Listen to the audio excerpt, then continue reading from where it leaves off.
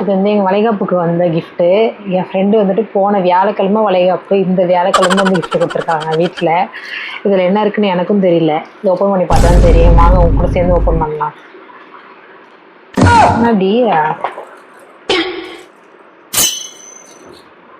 நான் ஓப்பன் பண்ணி 1 மணி நேரம் ஆகும்டி. கத்திரி கொண்டு சீக்கிரம் ஓப்பன் பண்ணலாம்.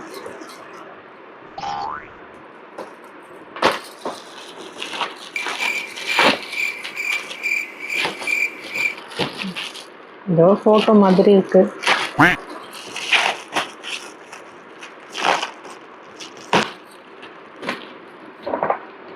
எடுத்த வராதுல்லடி.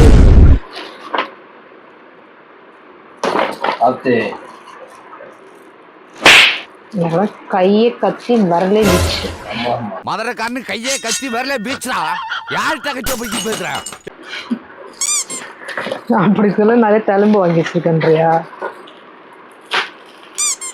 நம்ம ஏன் இப்படி ஓப்பன் பண்ணிட்டு பேக் வச்சிரும். அதில் போய் நீதா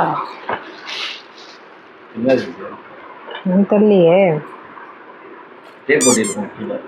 இல்லடி இப்படி ஓப்பன் கொடுத்துருக்காங்க.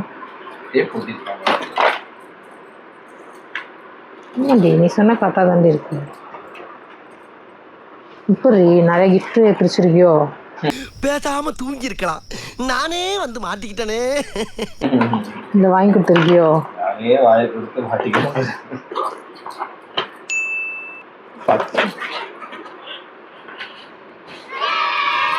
அழகான ஒரு புகைப்படம். அதான் ஆல்ரெடி இங்க அதே மாதிரி தான் ஒன்று இருக்கு. ஆமா மேல ஒன்று இருக்கு. இன்னொன்று வளைகாப்பு ஃபங்க்ஷனுக்கு வந்தது தான் இங்கே ஒன்று இருக்குது. நான் ஊருக்கு போயிட்டு வரத்துக்குள்ளே எங்கள் வீட்டுக்காரங்க அதுக்குள்ளே அவ்வளோ அவசரமாக அதை பிரிச்சுருக்காங்க. அதே மாதிரி எல்லா கிளாக்கையும் இங்கே சுற்றி மாட்டிக்கிறது மணி பார்க்கறதுக்கு. ஆமாம்